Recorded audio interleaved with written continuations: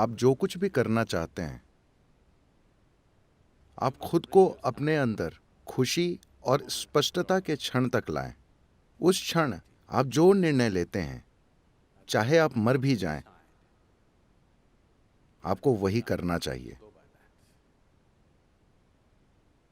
जब भी आपकी भावनाओं में उतार चढ़ाव आता है, आपका मन कई चीजें कहता है, ये महत्वपूर्ण नहीं है। वो आज एक बात कहता है, सुबह एक बात, शाम को कुछ और। वो आज एक बात कहता है और कल दूसरी बात। ये कोई महत्व नहीं रखता। स्पष्टता के क्षण में मैं खुशी कह रहा हूं, क्योंकि जब आप खुश होते हैं तो आप बाध्य नहीं होते। जब आप बहुत खुश और स्पष्ट होते हैं, उस समय अगर आप चीजों को देखते हैं और सोचते हैं कि हाँ, ये करना मेरे लिए बेहतर होगा, बस वही करें, फिर चाहे वो नर्क जैसा ही लगे। ये मायने नहीं रखता कि आप 10 साल तक नर्क से गुजरते हैं, आप बस वही करें, क्योंकि आपकी खुशहाली वही है। जब आप बाध्यता के अलग अलग स्तरों पर होते हैं, उस समय अगर आप निर्णय लें कि किधर मुड़ना है, तो आप अंतहीन रूप से खो जाएंगे। ये इस बारे में नहीं है कि आप क्या कर रहे हैं, बस आप उसे दृढ़ता के साथ कर रहे हैं। हर दिन आप ऑफ एंड ऑन रहते हैं, तो वो नहीं होता। आप बस दृढ़ रहिए, आप बस एक बिंदु पर टिके रहिए, चाहे वो कुछ भी हो। अगर आप कसाई बनना चाहते हैं तो कसाई बनने पर अटल रहिए, ये खुल जाएगा।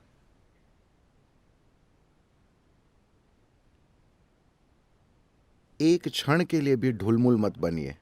आपने स्पष्टता और खुशी के क्षण में जो निर्णय लिया है, बस उस पर टिके रहिए, जरा सा भी हिले डुले बिना। उससे आपको कोई वंचित नहीं कर सकता।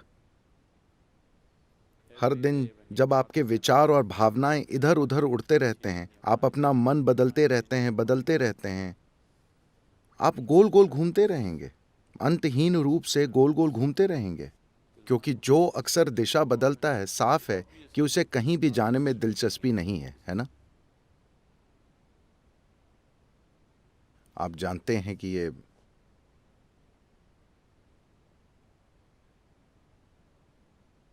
ये दुनिया गोल है, इसलिए आप किस दिशा में जाते हैं ये मायने नहीं रखता। जब तक कि आप दिशा बदले बिना चलते रहते हैं, आप सफर को पूरा करेंगे, है ना? आप यात्रा पूरी करेंगे, है ना? अगर आप अपनी दिशा बदलते हैं तो ये आपको एक अनंत,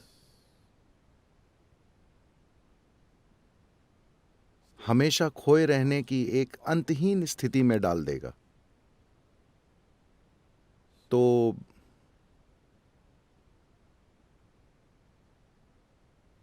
अगर आप वहां होना चाहते हैं, वहां रहिए, कोई समस्या नहीं है। आप यहां होना चाहते हैं, यहां रहिए। रोज रोज अपना मन मत बदलिए, सुबह एक और शाम को दूसरी ओर। आप अपने लिए और अपने आसपास हर किसी के लिए एक यातना है। जो लगातार अपना मन बदलता रहता है, वे अपने और अपने आसपास हर किसी के लिए एक यातना है ना?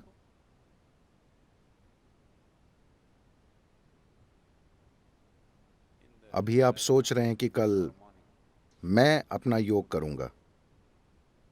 कल सुबह Dong at 5 o'clock in the morning.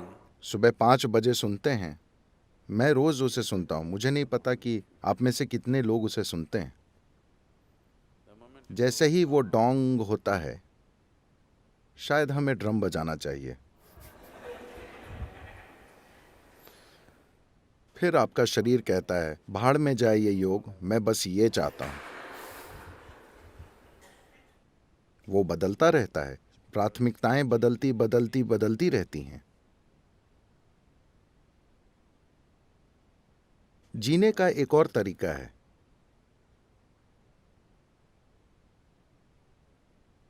जहां आपके जीवन की सबसे बड़ी खुशियां, आपके जीवन के सबसे बड़े सुख ऐसे लगेंगे जैसे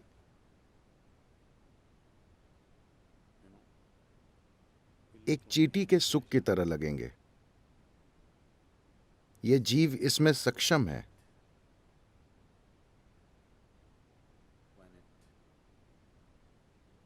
जब बात शरीर और दिमाग की आती है तो हम सभी अलग रूप में सक्षम हैं। दो शरीर बराबर सक्षम नहीं होते, न ही दो दिमाग बराबर सक्षम होते हैं। लेकिन जब इस जीव की बात आती है तो हर जीव बराबर सक्षम है।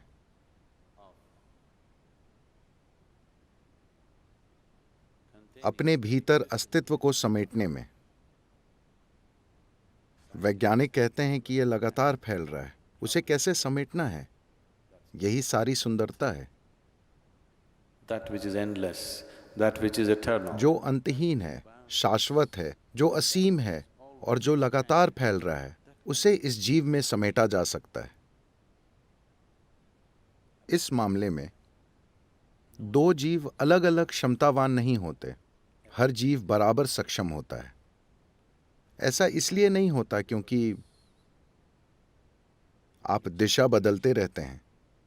जब भी आपको एक छोटा सा कोना मिलता है जो आरामदेह है, आप वहीं रहने की कोशिश करते हैं। This so-called getting civilized has become a इस सभ्य होने की कोशिश ने आध्यात्मिक प्रक्रिया को बहुत बड़ा नुकसान पहुंचाया है।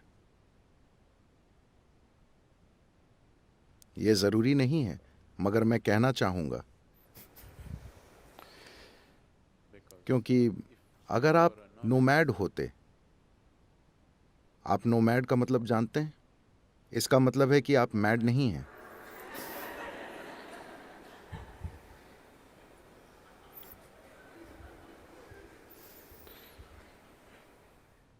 तो कौन नोमैड नहीं है?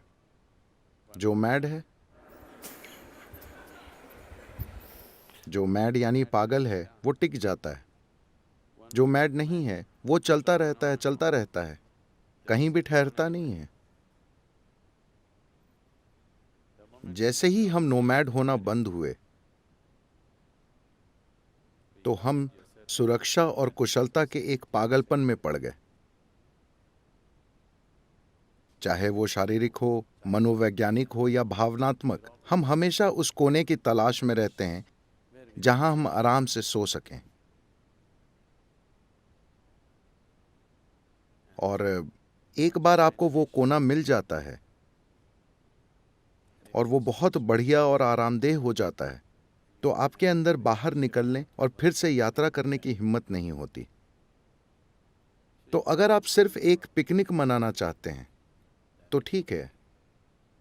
वो ऐसा ही लगता है जब अगर आप वेलंगरी पहाड़ की चढ़ाई करना चाहते हैं तो आपको एक निश्चित दूरी तक चढ़ाई करनी पड़ती है, जहां आपके घुटने चटक रहे होंगे और आपकी सांस भाप के इंजन की तरह लग रही होगी। a steam locomotive.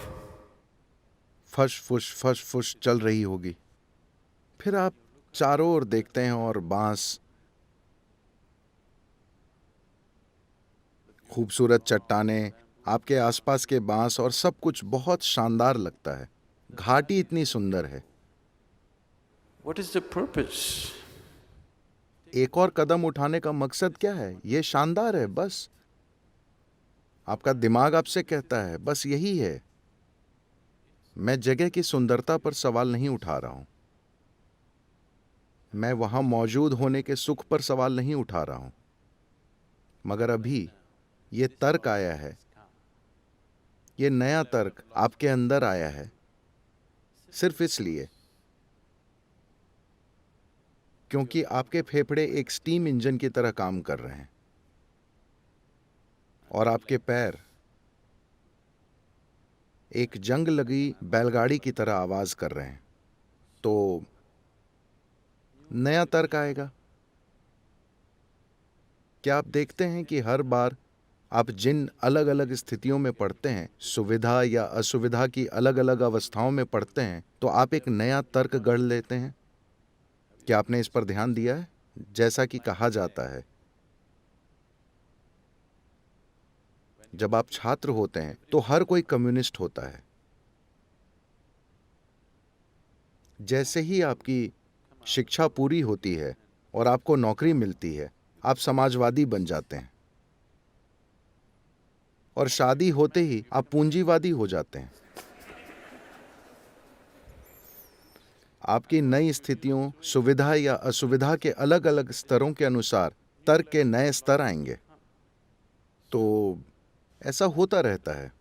इसलिए स्पष्टता और खुशी के एक क्षण में जब आप वहां मौजूद होते हैं, आप किसी चीज को देखते हैं जिसमें आपको अपना कल्याण दिखता है, आप उस पर डटे रहिए। कल आपको वो भयानक लगे, कोई फर्क नहीं पड़ता, आप उस पर डटे रहिए। वो नर्क जैसा महसूस हो, आप उस पर डटे रहिए। यही खुशहाली है। अगर आप दिशा बदलते रहेंगे तो कहीं नहीं पहुंचेंगे।